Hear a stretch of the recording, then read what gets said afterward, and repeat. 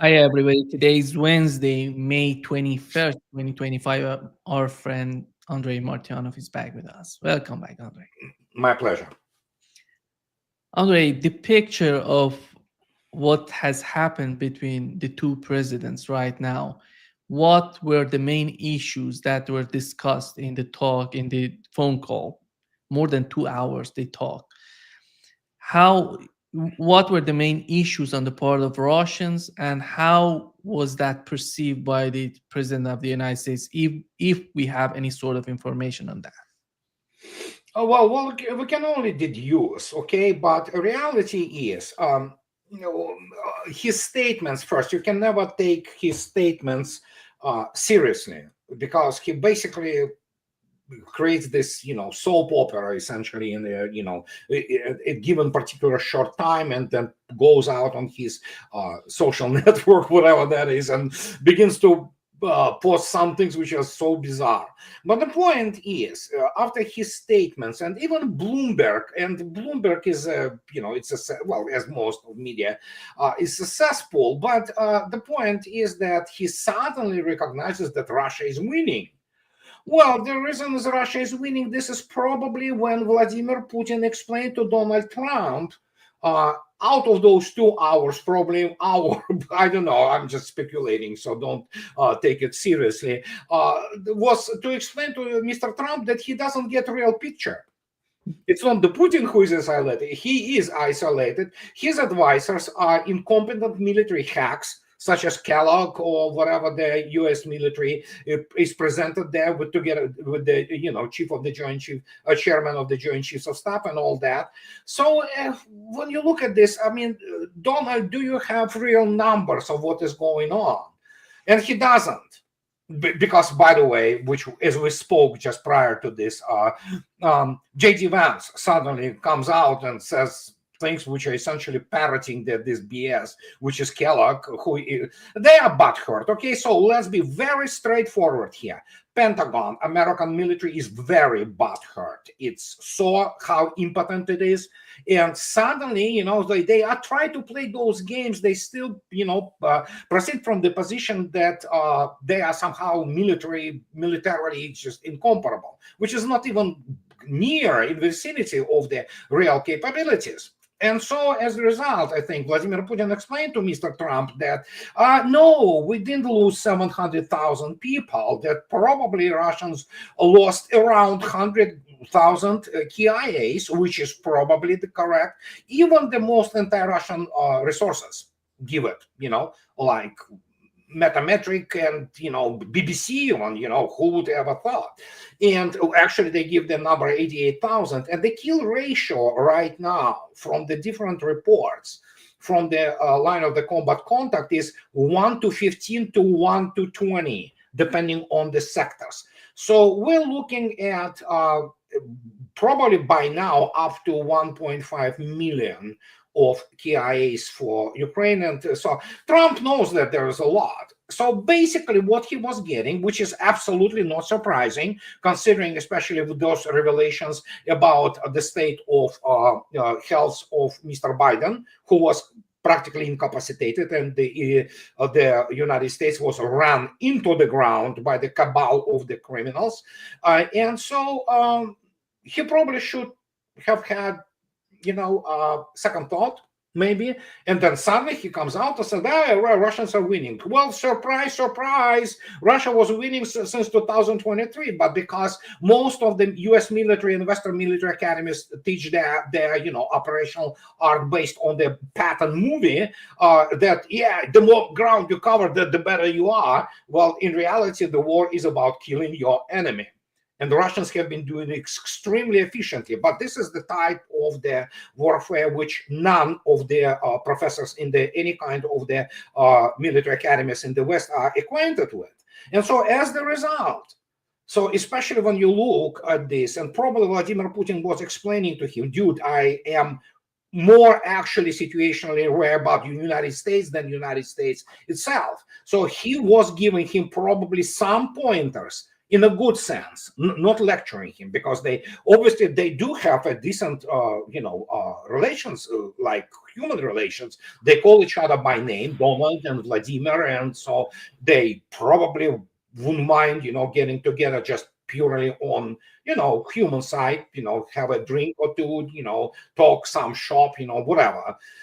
And that is what it happened. Now Europe is a full-blown panic, and correctly, when we spoke 2 days ago, me, Daniel Davis, Colonel Davis, and I, you probably, if you saw it, you will see, Daniel made a very good point about the fact that actually Trump called Europeans. He informed them about this phone talk with Putin, but he never informed Mr. Starmer. So that means, okay, we now have the clear picture that it is Britain, which tries to pretend that it matters.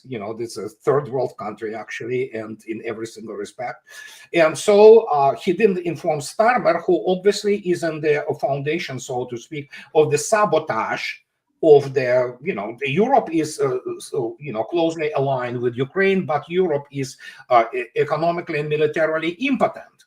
And so Trump, especially changing rhetoric today and yesterday, he understood. Larry Johnson beautifully describes it, so as he says, the huge tube of the lipstick you needed for that to, basically describe those negotiations, that Russians are not batching. That's it.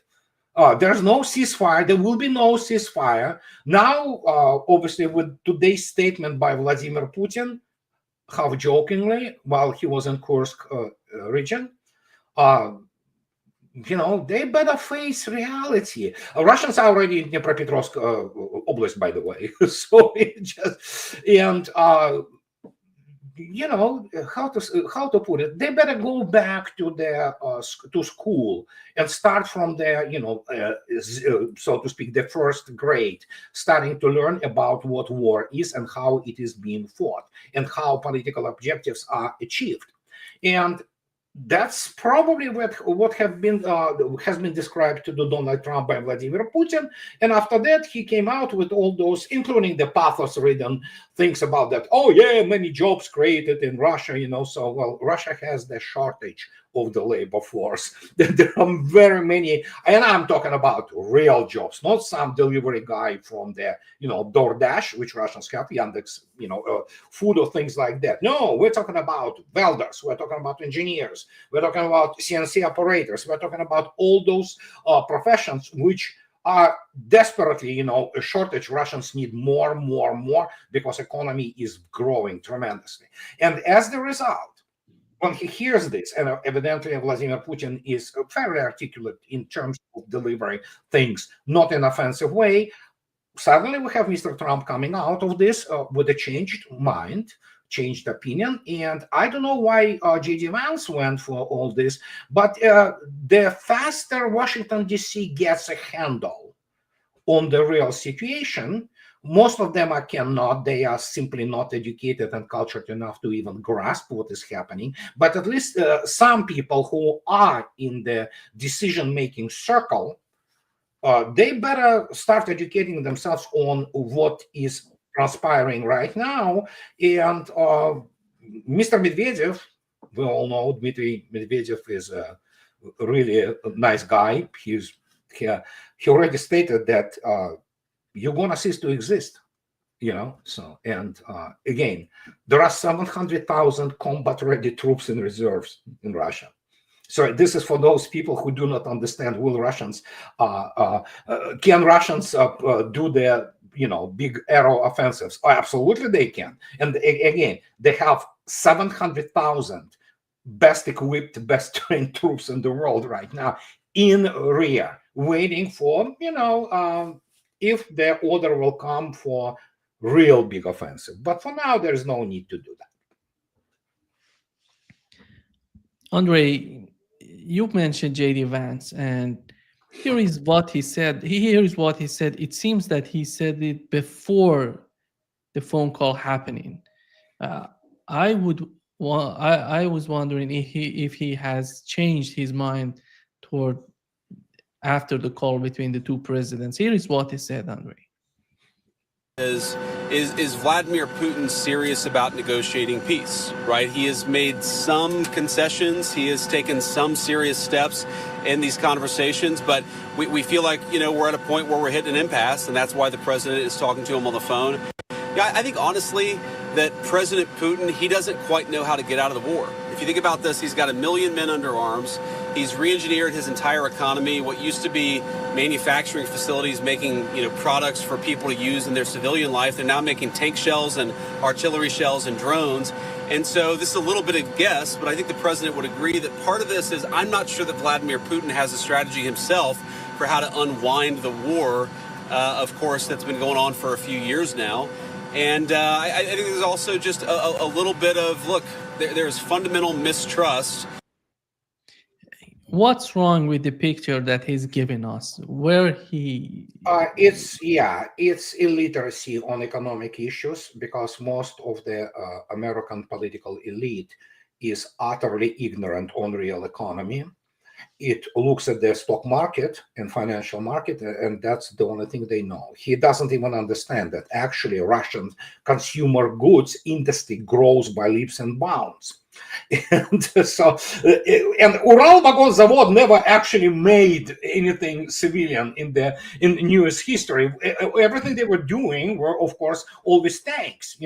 There are all kinds of other things. It's just that those facilities have been brought up to speed. They are expanding, but they never produced any civilian products.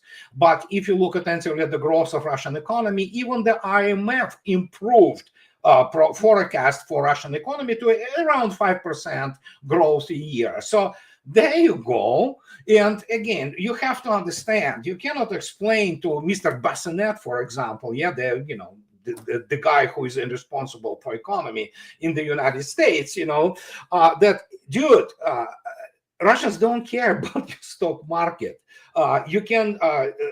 It's like when you have the Walgreens, which is the part of Dow Jones Industrial, which is the retail network, which, by the way, is not doing that well. And they removed General Electric from it and put Walgreens. So that tells you everything that you need to know. Those guys know whiteboard theories about how to make money on speculation, period. And that is what a majority of the American elite is. That's how they are educated, quote unquote. They have no clue what the actual manufacturing is. Most of the Ivy League economists from Stanford or Harvard wouldn't understand what CNC is, what comes into producing the modern commercial airline. They just have no clue.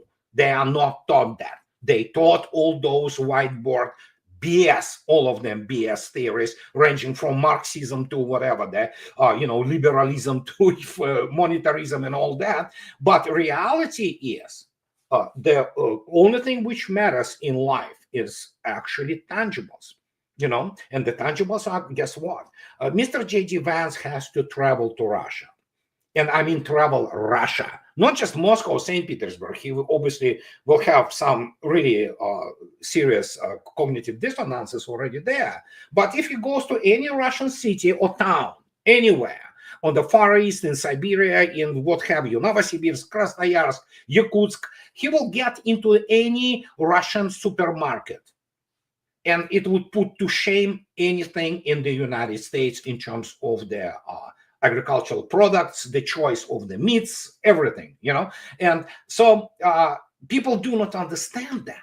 They don't understand that actually Russians produce their own furniture. They produce excellent shoes. I actually made a video. No, I mean it. In one of my podcasts about a couple of years ago, not couple of years, a year and a half ago, once we returned from Russia, and I explained to people, I buy Russian shoes. I have several of them. I go to Russia to buy shoes. You know why? Because they are better.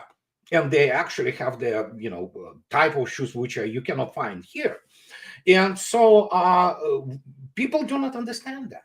They simply cannot grasp it that Russia is self-sufficient. If there is an autarky in the world, or something which is approaching autarky, that's Russia.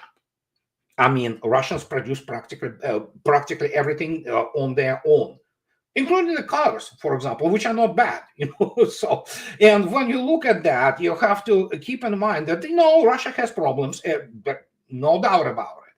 But it is an economic giant with the gigantic economy, and they better wake up to this reality and fire all those economic and intelligence advisors, who have no clue about anything, the subject matter. They were living in this alternative reality since World War II, actually, since the post-World War II.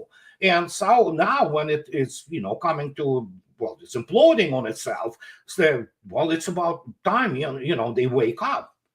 And evidently, Vladimir Putin, speaking to Donald Trump, he explained to him some basic economic and operational issues, and there you go. So, and Donald, evidently, nobody says that he's stupid, make no mistake. Unlike, of course, we were talking about, we knew he was feeble-minded and incapacitated. Joe Biden, he was a merely avatar. He wasn't the president.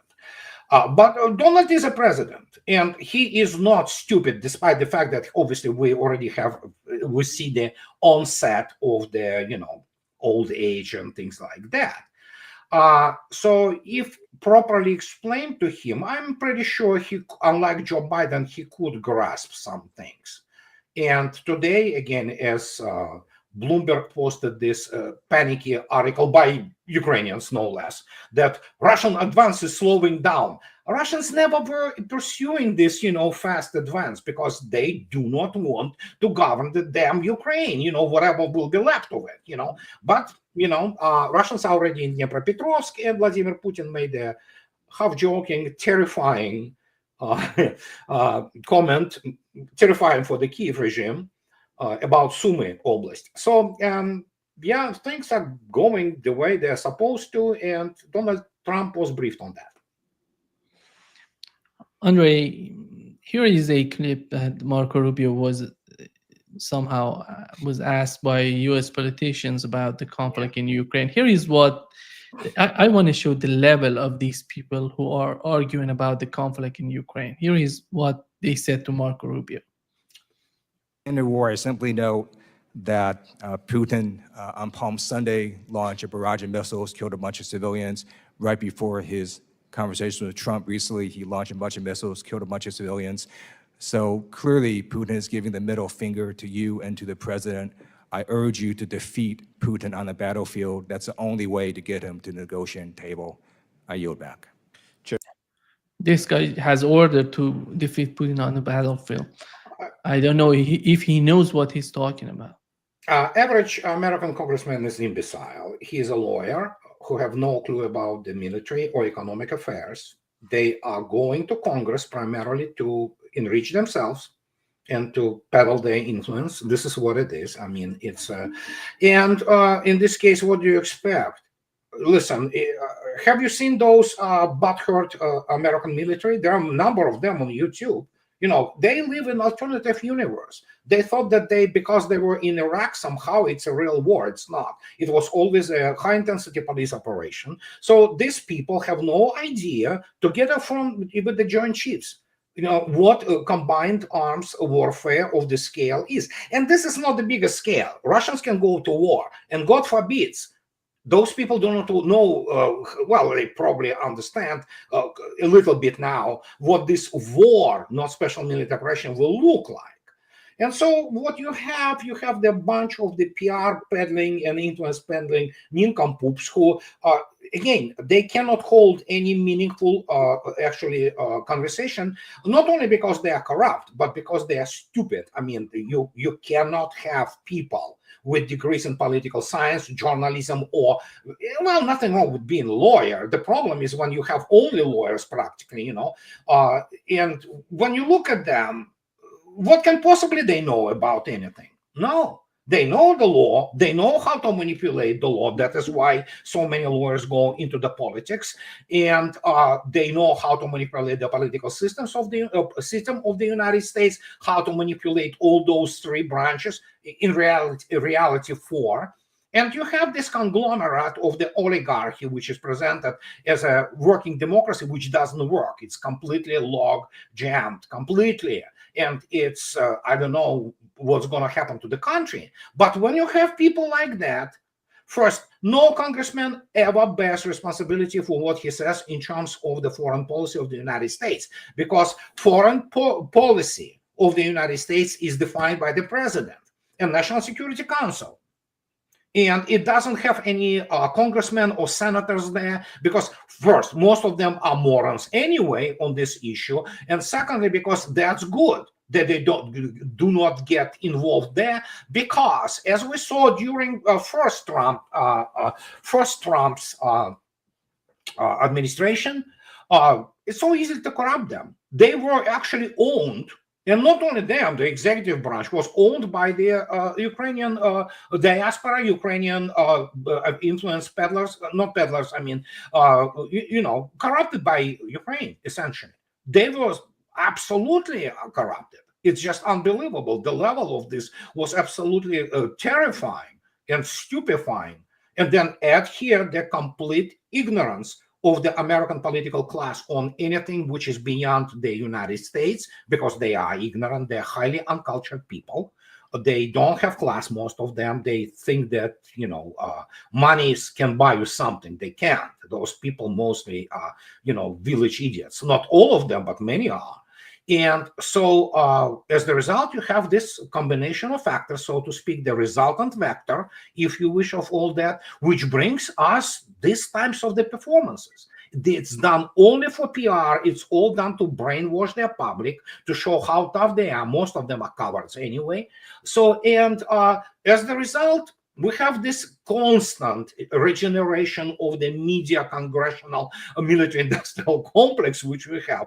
And those people go out. I wrote about this Raytheon guy who was talking about the anti-hypersonic missile systems and things like that. They create this complete, bubble, which is an echo chamber, which is schizophrenic. And for normal people, it's very difficult to exist within it if you don't know how to sort things out. So they keep their hoi polloi, so to speak, constantly on their toes. They are constantly on the verge of the nervous breakdown, and constantly on the verge of, basically descending into the full-blown panic mode. That's the whole idea behind that. Things are not as bad. They are bad, make no mistake. But, they are not as bad as they present. And, of course, they need to cover up for their, basically, culpability of the United States in this whole situation. And, of course, the fact of the United States military will be incapable, basically, to fight real war, which it cannot. No matter how they try to portray the, as already stated, as Larry Johnson beautifully put it, huge, the tube of the lipstick. No matter how you try it, the pig is a pig. Andrei, what's your take on the Golden Dome again Donald Trump is talking about? It seems that he doesn't want to give up on the idea. Here is what he said, Andrei. The long growing list of promises made and promises kept. Ultimately, this right here, the Golden Dome for America, is a game changer. It's a generational investment in the security of America and Americans. Mr. President, you said we're to secure our southern border and get 100% operational control after the previous administration allowed an invasion of people into our country. President Reagan 40 years ago cast the vision for it. The technology wasn't there. Now it is, and you're following through to say we will protect the homeland from cruise missiles, ballistic missiles, hypersonic missiles, drones, whether they're conventional or nuclear. It's not lost on me, sir, also that you had the vision to start the Space Force, and here we are when the others said we didn't need it. Here we are in the Oval Office with one of the leaders of the Space Force, in General Gutlein, leading the charge on putting in place a game-changing Golden Dome for America. So, sir, it's an honor to be a part of this bold initiative. We're going to get to work on it. We have been since you signed that executive order on January 27th. We've been fast forward on this. We're here on this day, and this is just one stop in delivering this defense of the homeland, which is something you've charged us with doing, and we'll keep going until it is complete, sir. Andrei, who's gonna attack them that they want to use this sort of air defense system? Is Golden Dome, whatever it is, that? And because we know that Russia and China before talked about it, it sends some sort of signal to Russia and China. Doesn't matter the identity of this sort of air defense system, but this message that they're sending to China and Russia is of concern in their mind. Your take on that? Oh, it's projection. The reason they project and they need to do something, it's just yet another BS which will cost through the roof and will achieve absolutely no tangible results. Because in order for you to achieve any tangible results, you need to start as first grade. Patriot and thought, I joke, so they do not work, and so that's why Raytheon guy comes 2 days ago. Yeah, we created new radar. I wrote a fairly large post about it. The United States doesn't have capability to do anything about it because obviously it lags by 2 generations now on the kinetic systems. So it cannot shoot down even supersonic missile. It can shoot down aircraft, relatively slow flying aircraft. But in terms of hypersonics, it's not even in the vicinity. It's not even in the same galaxy. And as a result, you have all those movements. While in reality, what is happening? Yeah, it's a message. It's legerdemain. It's Hollywood again.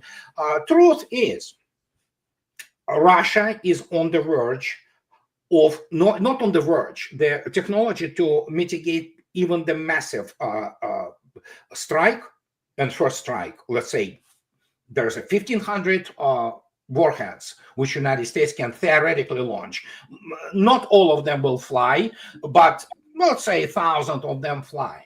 So what you have now, you have a serial production of S-500 and S-550. Which are full-blown intercontinental missile, mind you, not some kind of the intermediate range. We're talking about intercontinental, anti-intercontinental missile with MIRVs, multiple independent re-entry vehicles, warheads, capable to shoot them down. Not only capable, they have been confirmed this capability. So the horror for the United States is the fact that it is a Russia which is beyond the reach now, which is approaching the stage when it will be largely protected from the intercontinental ballistic missile strike. And this is the only weapon which United States has, which has any credibility in terms of the, in the framework of the nuclearism. And as the result, and again, listen, I mean, this is for public, this is all PR, United States, again, as I already stated, thought is a joke. It can have whatever radar they want to. Russians also have the, beyond the horizon and above the horizon radar. But the point is, if you don't have kinetic means, you cannot simulate that. You need the simulation, hypersonic simulation, real hypersonic simulation, to actually achieve the capability, anti-hypersonic capability. United States has nothing like this. Nothing. It's nowhere near the Mach 10 plus, the real hypersonic weapons. The only thing they can do is just to launch some ballistic missile and say, oh yeah, because it flies Mach 20, in space. Oh yeah, it's hypersonic. Well, yeah, technically it's hypersonic, but it's not hypersonic weapon. It's still, intercontinental ballistic missile.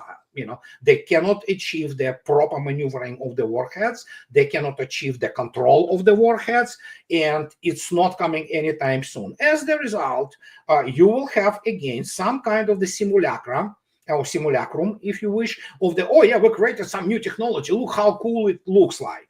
The Star Wars or Strategic Defense Initiative was a complete baloney.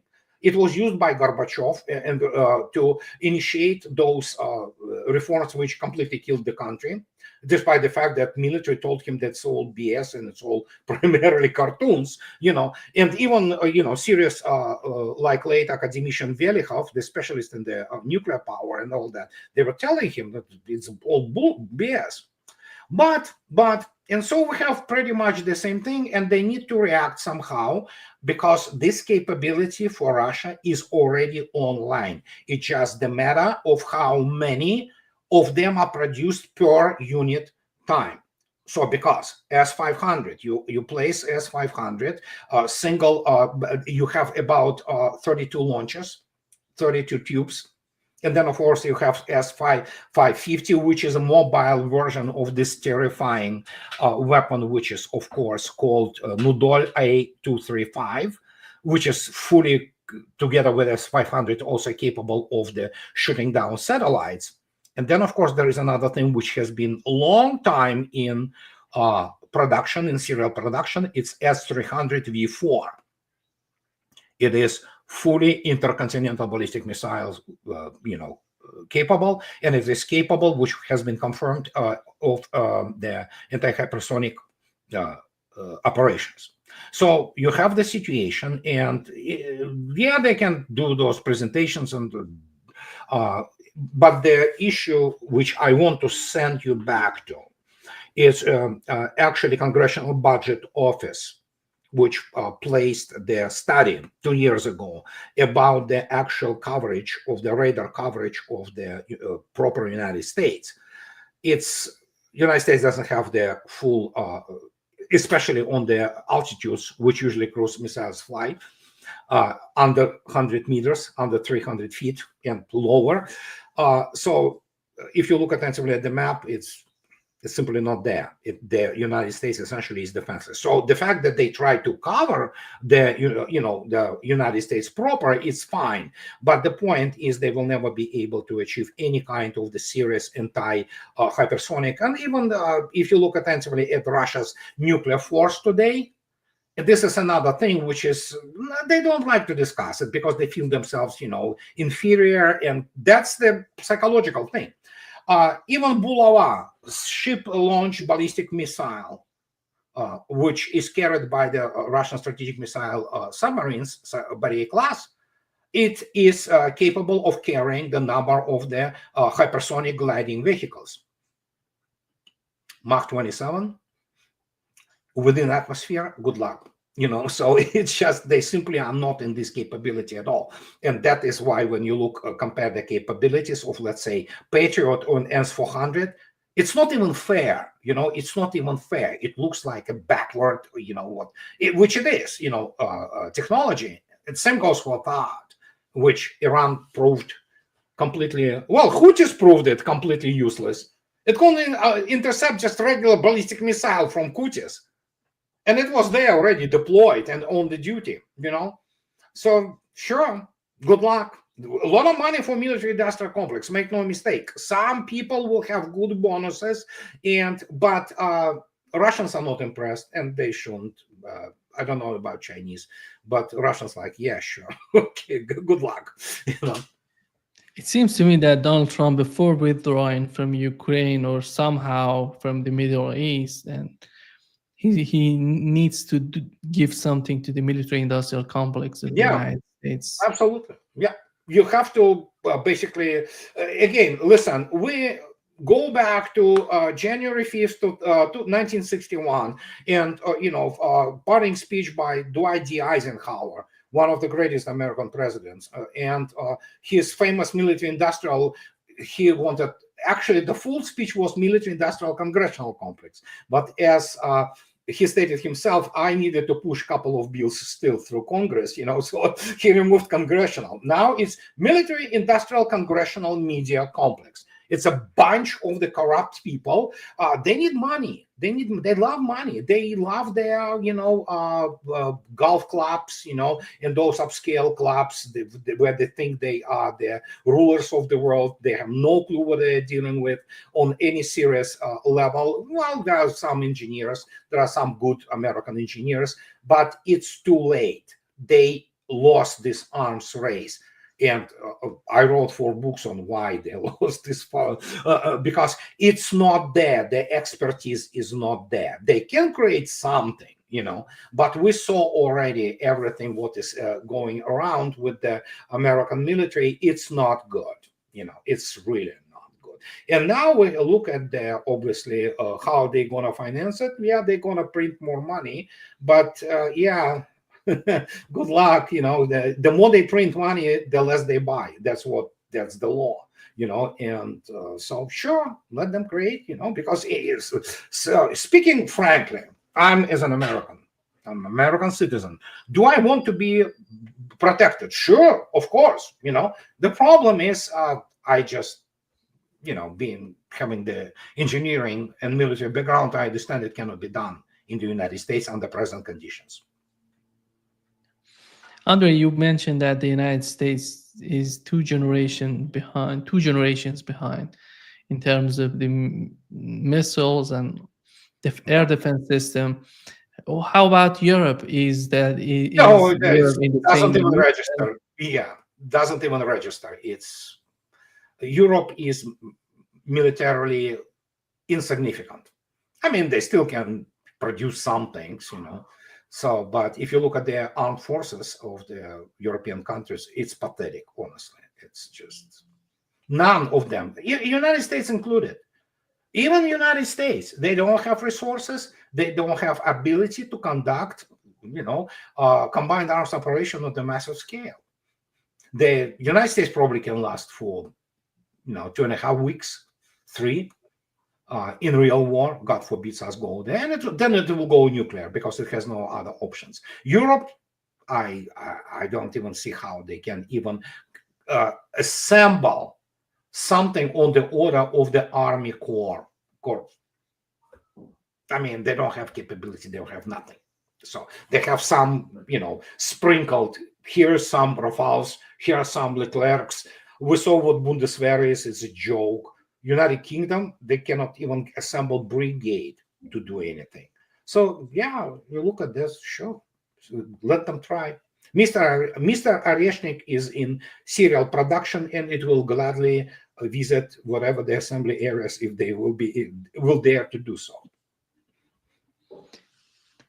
Andrei, do you believe that Donald Trump, after this phone call and what has happened on the battlefield, if we assume that Vladimir Putin was able during more than 2 hours of some sort of talk, some sort of communication between the two presidents, was able to give a very clear picture, a very important and somehow detailed picture of what's going on in Ukraine. If that's the case, do you think that the case of sanctions, they're talking about sanctions right now in the United States. Yeah. Scott Bessent, the US Treasury Secretary, was talking about it. Let me play a clip that he's talking about it the way that he's talking. To impose sanctions against Russia? Well, I think we will see what happens when both sides get to the table.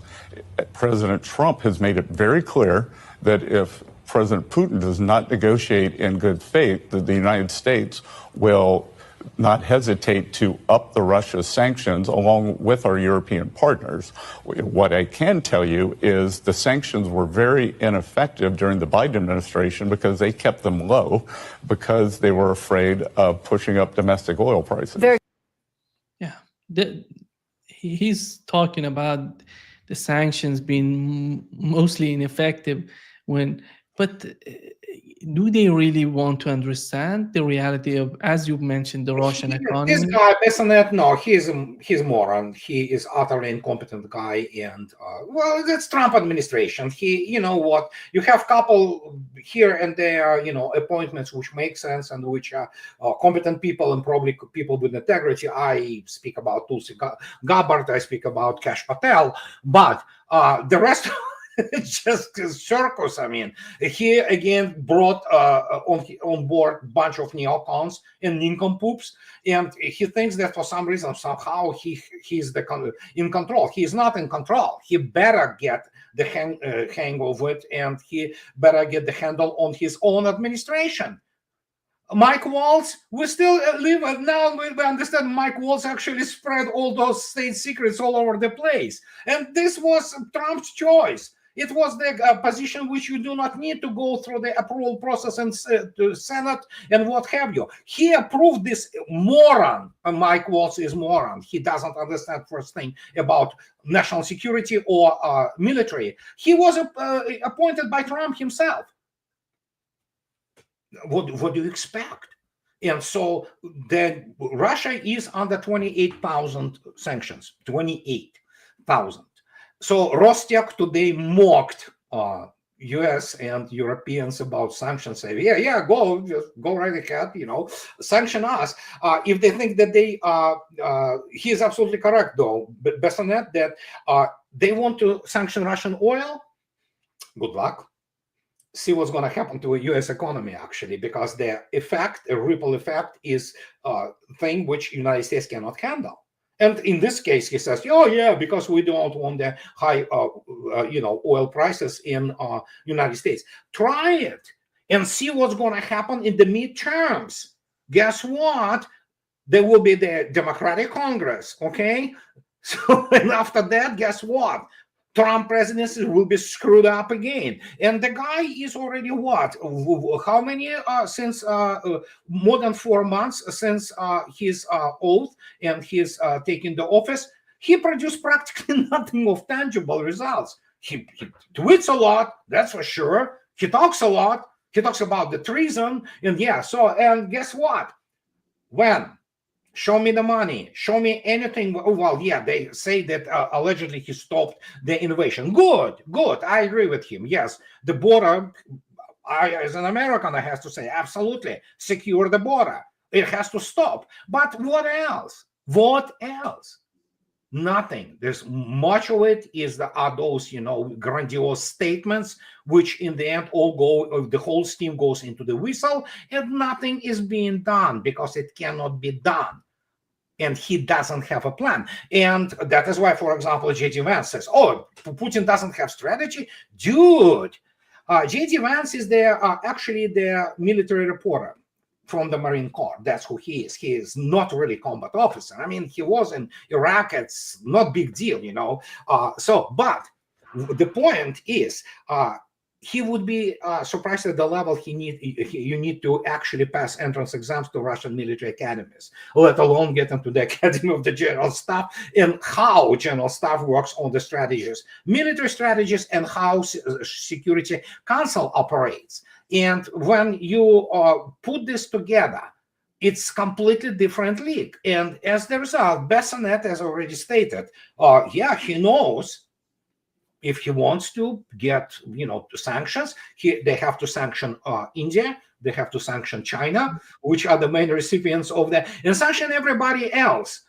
Guess what's going to happen after that? The oil market goes bananas, okay? It goes completely rogue. And guess what? We're going to get a lot of problem and volatility here in the United States. And as I already stated, this boomerang comes and Trump loses his second term completely. He lost completely his first term. He was absolutely a muppet. He was proclaiming that he's fighting against the deep state. He was his the B word, so he was a slut bitch, for those guys. That's gonna happen again if they will continue with this BS, and if they don't understand it, well, what can I say? Once the Democrats get the hang of the Congress, the country is done, and we're gonna be looking at eventually down the road a serious first regionalization and then effectively the disintegration of the country. So he talked about that he saved the country. So far, I didn't see much in terms of saving the country. And I'm still waiting. I voted for him, okay, because the other option was even worse. And I'm still waiting for his real normal steps, which are normal for any statesman, not politician or showman that he is.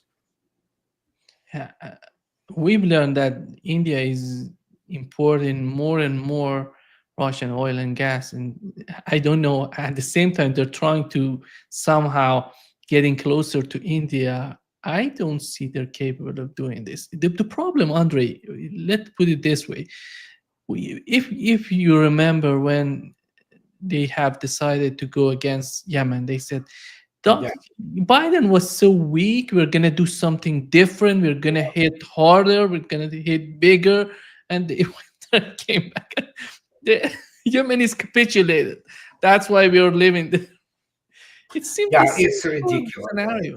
They don't even understand that they embarrass themselves. I mean, for the whole world to see, it's like you deliberately parade yourself like a clown. And yeah, so Houthis, okay, yeah, Houthis, for crying out loud. These are the people who do not have much. And they show that how impotent the US Navy is in terms of what they always were talking about, the projection of the power.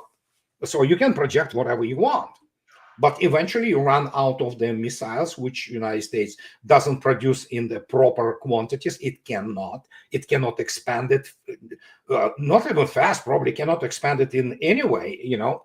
And so that's Houthis. So they want to press India, the arguably the third, after the United States, the third economy of the world, gigantic economy with gigantic population and in dire need of, keeping its economy at least moving forward.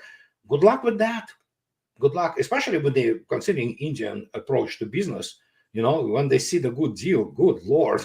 So, and they go per China, it's absolutely out of the question. Chinese already told them that go pound sand, you know, and you cannot go out and, so to speak, order around the other superpower, which actually has much larger economy than yours, you know, and so, but they can. I mean, we saw what is happening to the United States since 9/11. Every single liberty was curtailed, every single violation of the Constitution, every single mode of corruption has been installed, and basically developed. And we are, it's the dawn of the combined West. United States, it's up to the United States to decide what to do, but considering the level of corruption and those people in Washington, it's just no chance with this. It has to be generational. The new generation of the American politicians and American statesmen must emerge. I'm not sure that it will, but it must emerge if the United States wants to preserve itself as a country. If not, it's going to disintegrate. Andrei, we know that when the conflict in Ukraine started, many people were arguing, including our friends of this show, they were arguing that Russia would in 2 months, in 2 weeks, gonna capture Kiev, gonna destroy everything. And that wasn't the case. Russia is not in the process of destroying the western part of it. They're not interested in doing that. Look at what has happened to Gaza. That's not the strategy on the part of Russians. They have secured the eastern part of Ukraine, which we know that that's so important for Russia because of ethnic Russians. The goal achieved, and it was, in my opinion, it was the West not understanding what Russia was doing, and they escalated the war. And we are right now in a process of some sort of conflict that Europeans are pushing for the continuation. The United States is incapable of, the Trump administration simply is incapable of putting an end to the conflict.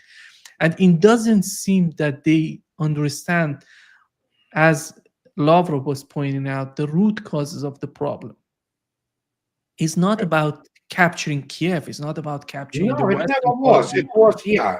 It was demonstration of force prior to what is called the coercion for the peace, or coercion to the peace. It was the make Ukraine to go to the negotiating table in Istanbul. That was the demonstration of force towards Kiev. Show, plus they did some job there which was needed to be done militarily. So they got Ukraine going. Then, of course, we have on behalf of Biden administration and those nincompoops like Brink and Sullivan and his wife Jill, doctor of pedagogical sciences, so she knows everything about military and strategy. And obviously Sullivan, who is political scientist. I mean, you have morons, essentially. They are morons, And so they got there in Istanbul, they discussed things, and then we have Boja, another cretin from the Oxford, or wherever the so-called elite humanities degree mill they have in London. So he comes there and on behalf of the United States, sabotaged it.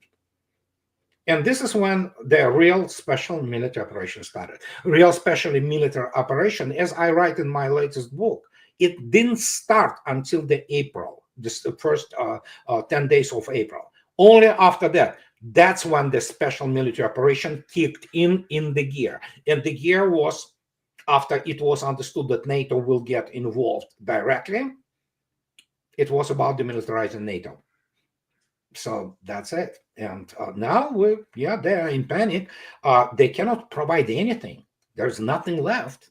So they want another what's the name of it?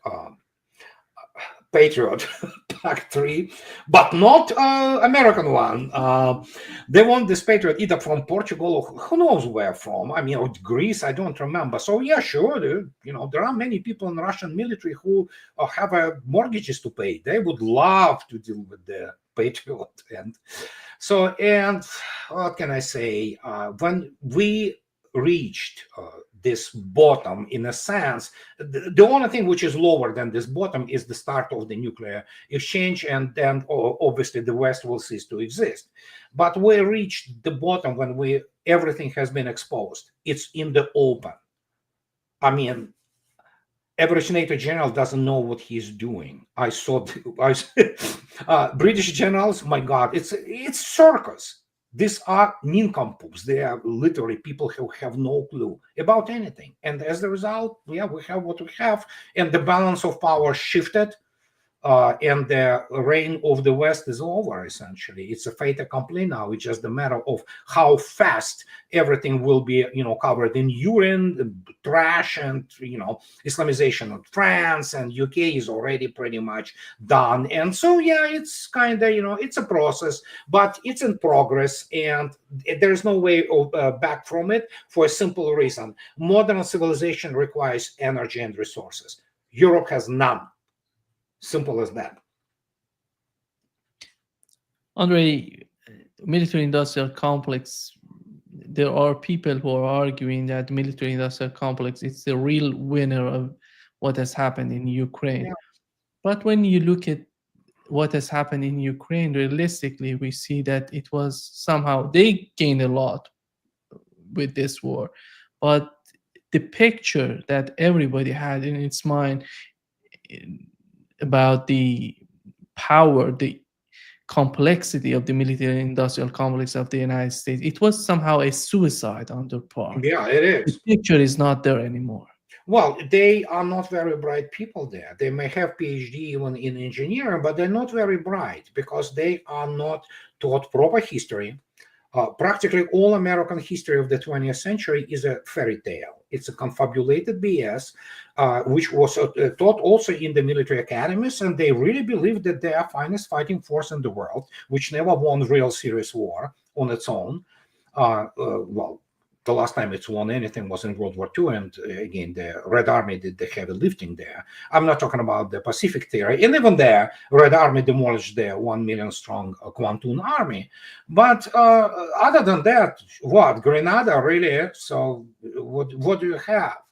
And it's unintended consequences. They do not understand that you have to build reputation for a very long time. That is why they had Hollywood. That is why they had all this, propaganda. But your reputations can go down the drain really fast. It's very easy to destroy reputation, and that's what they did. Nobody wants to buy really, except for Europe. It will have its throat, shoved down their throats to buy F-35s, which they're already doing, to buy all those useless, Patriots and things like that. And and you saw yourself, even India, I don't know how true claims are, because you cannot really. I know that Indians are ecstatic about S-400, which I understand why, during this skirmish between Pakistan and India. But evidently, Rafale, yeah, it's not what it was stated to be. But Indians, right? They signed the contract, so let them enjoy anyhow. But there is a lot of demand for Russian weapons, and ranging from drones to much higher level type of their and complexity systems, including obviously their cruise missiles and submarines and air defense complexes, absolutely, and of course armor now. And it will continue, and United States military-industrial complex and European military complex simply discredited themselves.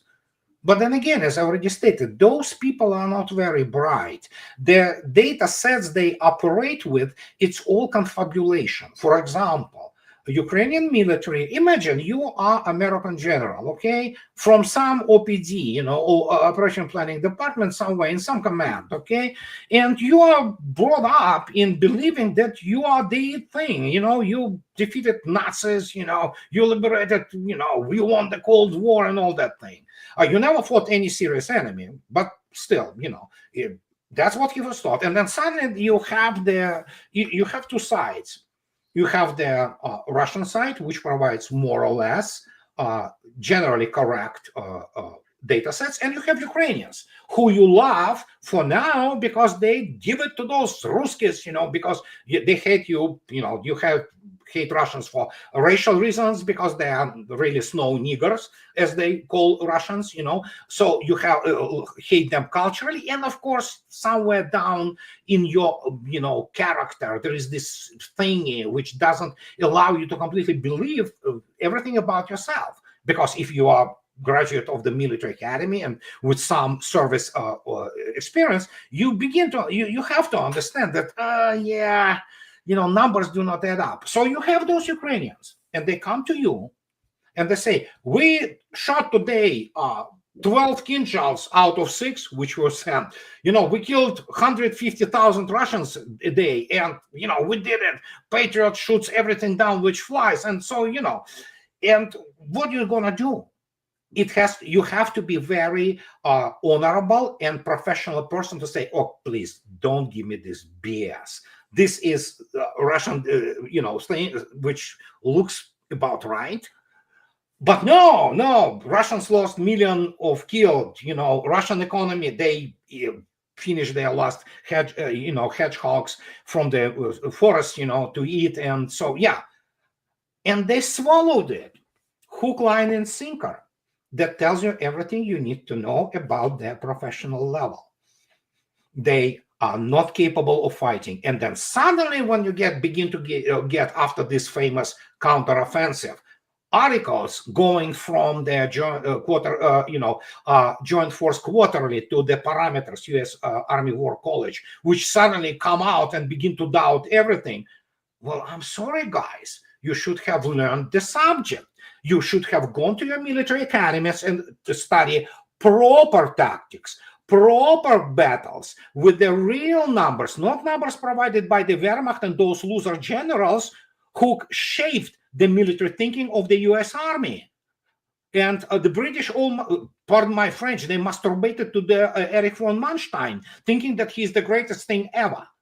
They never studied Russian and Soviet, military doctrine in proper way. It was always about this BS about that. Oh, we're a democratic nation. And no, you're an imperialist nation, and you have only, expeditionary force.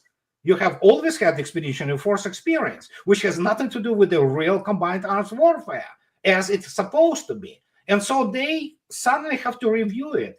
And suddenly come to the grips that United States, as the military power, especially land power, it never was at any prime. They had this, strange war with this imbecile Saddam, and his semi-literate army, undertrained, and so it's just third world backward army.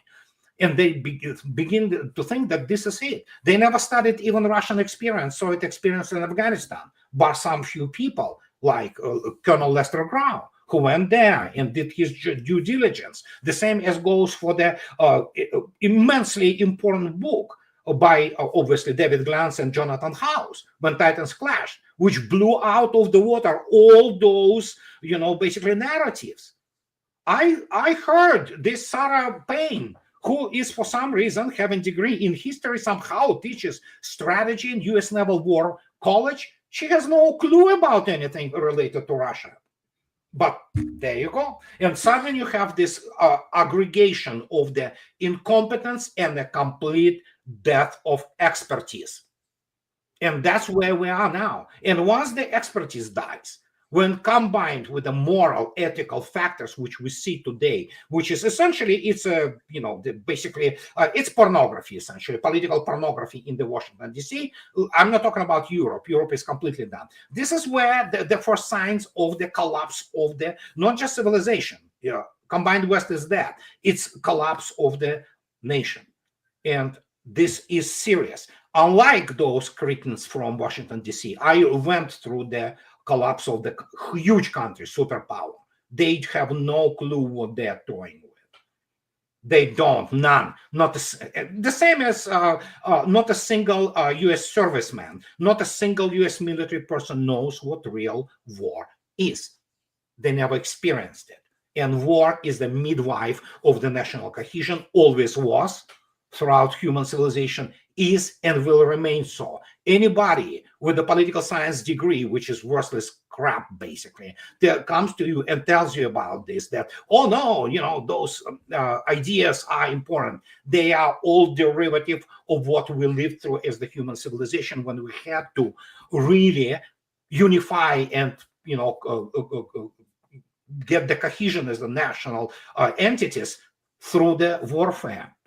It always was, is, and hopefully we will be able at some point of time to stop it, but not with the American political elite, which has no clue, together with the US military, what real war is. And they have been given the demonstration.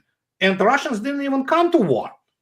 They're doing special military operation, just literally dying there to avoid civilian casualties. If that would have been war, Ukraine would have ceased to exist as a state.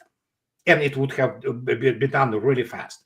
So, but even that, even special military operation gave us a very good introspective, so to speak, on the actually foundations of the self-proclaimed Western superiority, which is not there. Yeah.